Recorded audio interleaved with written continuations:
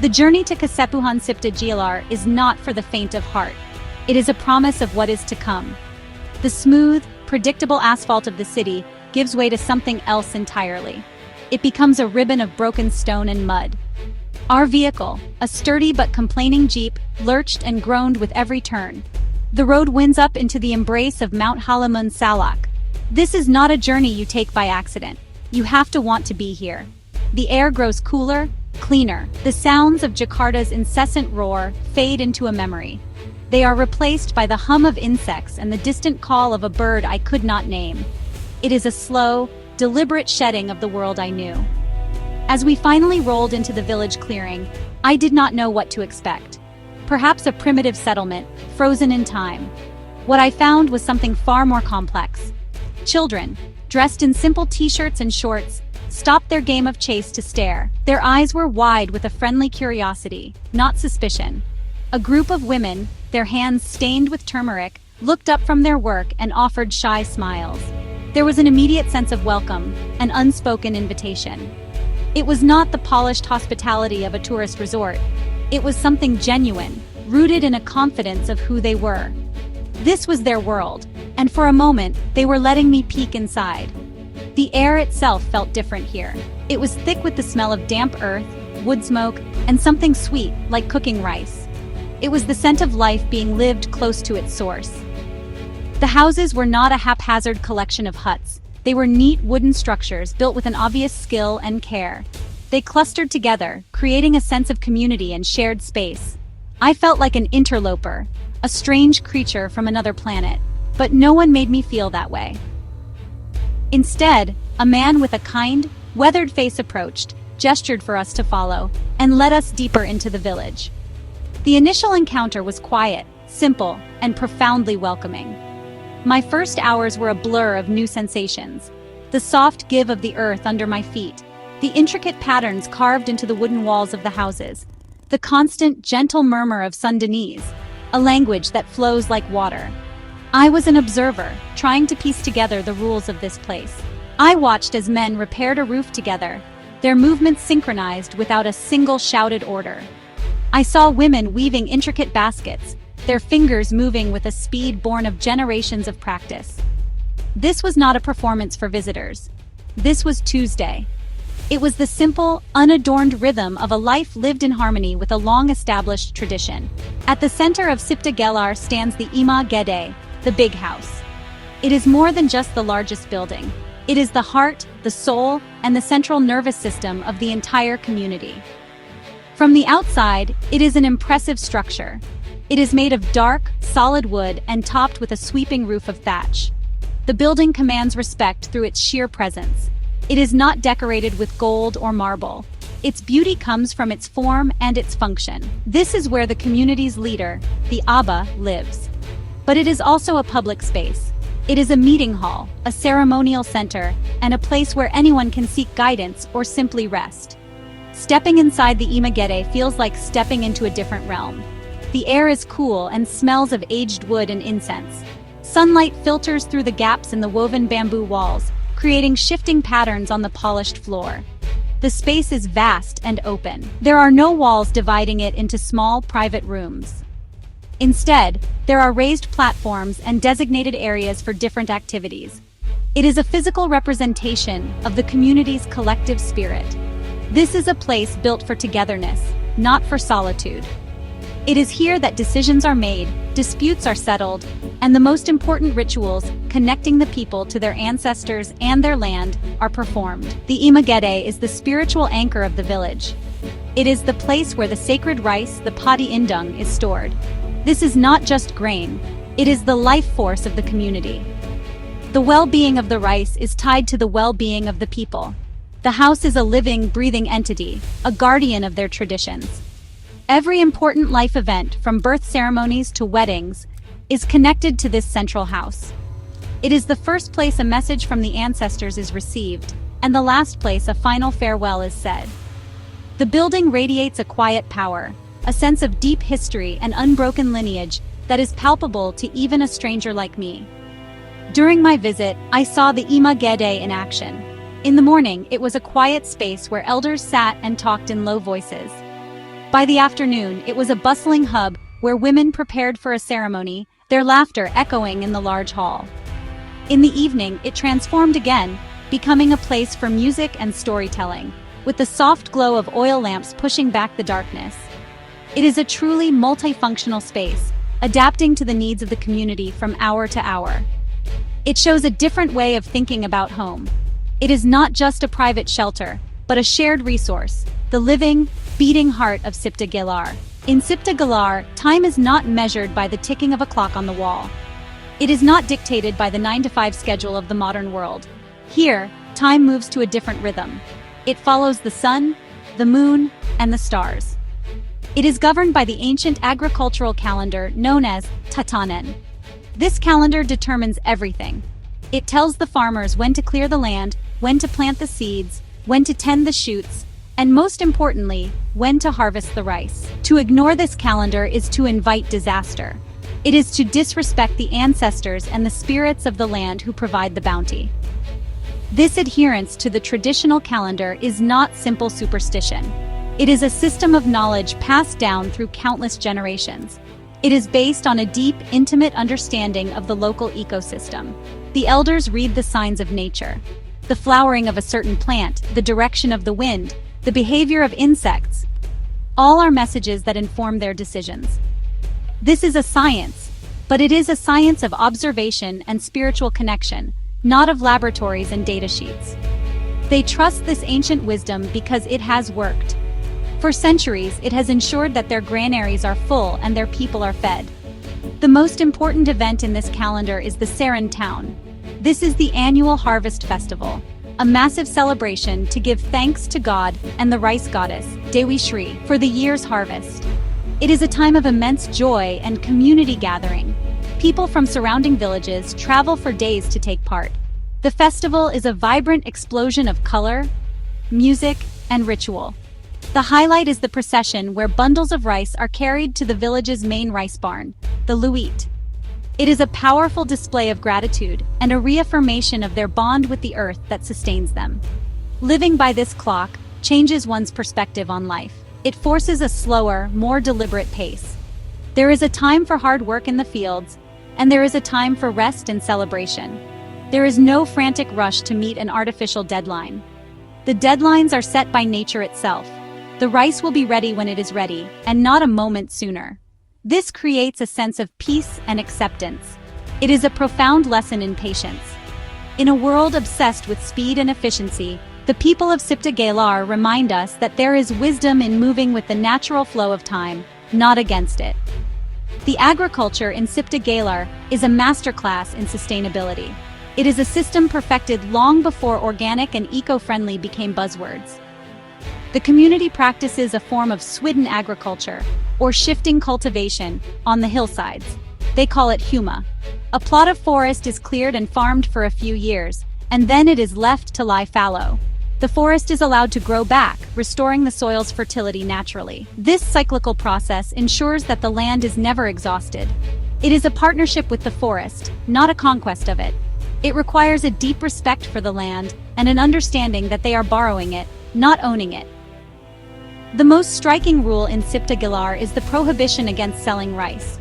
Rice is sacred. It is the embodiment of the goddess Dewi Shri. It is a gift from nature to be shared, not a commodity to be traded for profit. Every family cultivates its own rice fields, and the harvest is stored in family granaries, or luit. These beautiful wooden structures, raised on stilts to protect the grain from pests, are a symbol of a family's security and well-being. The community has a central rice bank, ensuring that no one ever goes hungry. If a family's supply runs low, they can borrow from the community granary to be paid back at the next harvest, without interest. This system fosters an incredible sense of food security and social equality. There is no concept of a rice market within the village. The value of rice is not determined by supply and demand.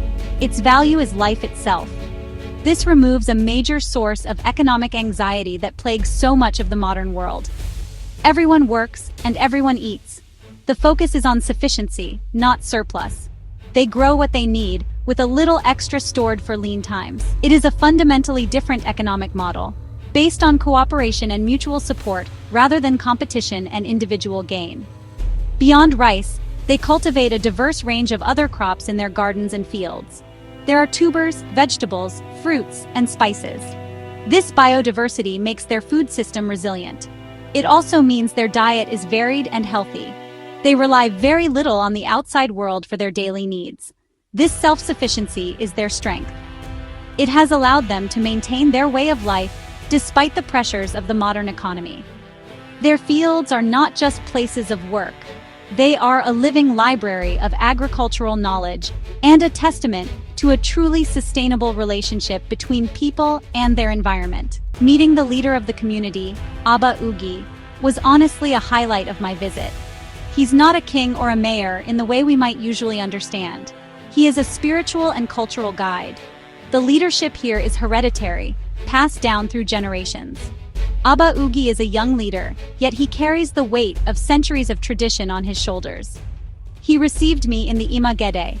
He sat on a simple mat on the floor, dressed in the traditional black clothing and headband of his office. There was no throne, no entourage, no pomp. There was just this quiet dignity and an aura of calm authority that you could feel right away. Our conversation wasn't a formal interview. It was more of a gentle exchange, translated by a helpful local.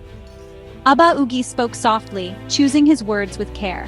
He explained the philosophy of the Kasepuhan. He spoke of living in harmony with nature, alam. He spoke of honoring the ancestors, karuhun. And he spoke of following the traditions, adat.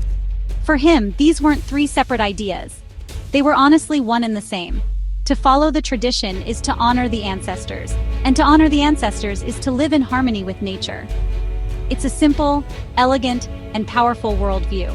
He wasn't preaching, he was just sharing the truth as he knew it.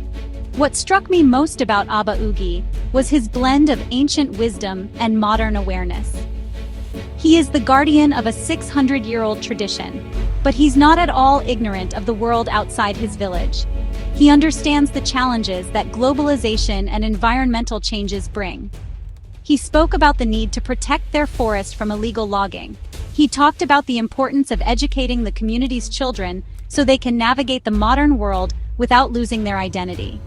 He's not trying to build a wall around Sipta Galar. He's trying to build a bridge, one that lets his people engage with the outside world on their own terms. He leads by example, not by decree. His authority comes from the respect he's earned from his community, not from any legal power. He's accessible to everyone. While I was there, I saw people come to him with all sorts of problems. A farmer with a sick animal, a couple seeking advice on their marriage, a group of youths asking permission to hold an event. He listened patiently to each one, offering guidance with a gentle voice. He is a chief, a priest, a judge, and a father figure all rolled into one. His leadership is a service to his people, a responsibility he carries with grace and humility. The hospitality in Sipta Galar is, well, immersive. It's not something you just observe, it's something you become a part of. I was invited to share meals in people's homes. These were simple affairs, but honestly they were filled with warmth and generosity. We sat on woven mats on the floor, sharing food from a common platter. The rice, a local variety with a nutty flavor and a reddish tint, was always at the center of the meal. It was served with vegetables from their garden, maybe some salted fish, and a fiery sambal. The food was fresh, delicious, and deeply satisfying. It tasted of the earth it came from. Mealtime was about more than just eating. It was a time for connection. Despite the language barrier, we found ways to communicate.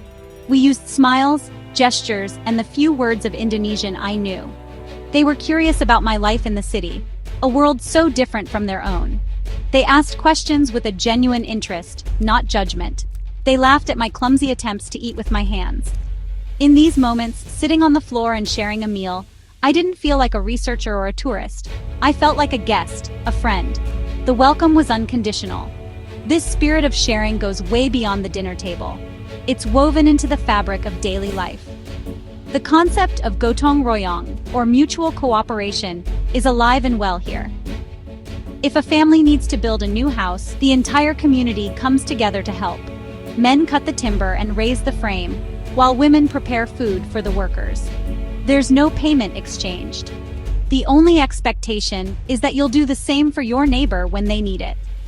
This communal spirit creates a powerful social safety net. It ensures that everyone is taken care of and that the burdens of life are shared. I witnessed this firsthand when a storm damaged the roof of a small house. The next morning, a dozen men were on the roof, working together to replace the damaged thatch. There was no formal meeting, no assignment of tasks. Everyone just knew what needed to be done, and they did it. It was a seamless, organic collaboration. This is really the essence of their communal lifestyle. They are individuals, but they understand that their strength lies in their unity. Their survival and prosperity depend not on individual success, but on the well-being of the community as a whole. It's a profound lesson in what it means to live together. Sipta Gilar is not a museum. It's a living community, and it's not immune to the pressures of the 21st century. The modern world is creeping in, whether they want it to or not. You can see the signs. While most houses are traditional wooden structures, a few are now built with brick and concrete. Some younger people wear jeans and branded t-shirts. The most obvious sign is the mobile phone. Even in this remote village, the signal finds its way in. I saw teenagers huddled together, their faces lit up by the blue glow of a smartphone screen, watching a video on YouTube. This creates a tension, a delicate balancing act. The elders worry that the youth will be lured away by the promise of the city. They worry that the old ways will be forgotten. The allure of modern convenience, of money, and of a different kind of life is honestly strong. Some young people do leave to find work or education in the cities. They send money back home, introducing a cash economy into a system that has long survived without it. This brings both opportunities and challenges. It can improve living standards, but it can also erode the traditional values of self-sufficiency and cooperation. The community is grappling with these challenges in a thoughtful way. Under the guidance of Abba Ugi, they are pursuing a strategy they call tradition and technology. They're not rejecting technology outright. They see its potential to help them. They have their own television station, Siga TV, which broadcasts programs about their own culture and traditions. It's a way of using a modern tool to reinforce their own identity. They use mobile phones to communicate and organize. They see technology as a tool that can be adapted to serve their needs, rather than a force that will inevitably destroy their culture. The question is whether this balance can be maintained. Can a community hold on to its soul while embracing the tools of the modern world? Can the young people learn to navigate both worlds, to be successful in the city, but still honor the ways of their ancestors? There are no easy answers. Sipta Gilar is at a crossroads. Its future depends on its ability to adapt without assimilating, to change without losing the essence of what makes it so special. It is a struggle that many indigenous communities around the world are facing. The story of Sipta Gilar is a story of resilience and a story of hope. Leaving Sipta Gilar felt a bit like waking from a vivid dream. The bumpy jeep ride back down the mountain was a slow re-entry into the world I had left behind. The air grew warmer and heavier. The sounds of nature were gradually replaced by the noise of traffic. Soon, the ordered chaos of the city surrounded me once more. But something inside me had shifted. The peace and rhythm of the village stayed with me. The memory of the shared meals, the quiet wisdom of Abba Ugi, and the sight of the communal granaries were etched in my mind.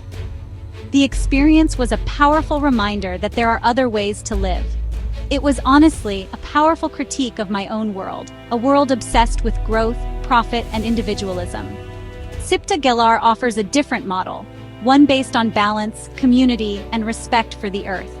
They have achieved a level of food security and social cohesion that many modern societies can only dream of. They have done this not with advanced technology or complex economic theories, but by adhering to a simple, profound principle: live in harmony with nature and with one another. This isn't about romanticizing the past or suggesting that we should all abandon our cities and live in thatched huts. That's impossible, and honestly, a bit naive. But there are lessons to be learned from Sipta Gilar. There is wisdom in their sustainable practices, in their communal spirit, and in their deep spiritual connection to the world around them. They show us that progress does not have to mean the destruction of tradition. They show us that wealth can be measured in full granaries and strong communities, not just in bank accounts. My journey to Kasepuhan Sipta Gelar was more than just a trip to a unique destination. It was a journey into a different way of seeing the world. It was a personal and cultural education. It left me with a sense of hope. It showed me that even in this fast-changing world, it is possible for people to live in a way that is sustainable, equitable, and deeply meaningful. The harmony of people, nature, and tradition that I witnessed in Sipta Gelar is a quiet but powerful message for all of humanity. It is an echo of a wisdom we have largely forgotten, but one we desperately need to hear.